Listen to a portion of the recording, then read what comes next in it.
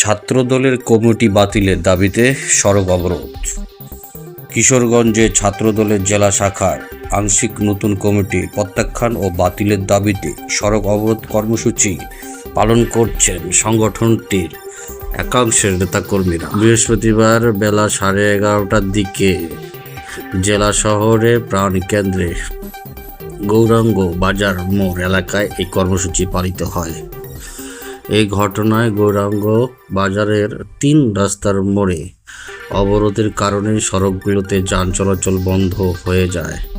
এতে সৃষ্টি হয় তীব্র যানজট। প্রায় আধা ঘন্টা পর কর্মসূচি শেষ হলে ধীরে ধীরে যান চলাচল স্বাভাবিক হয়।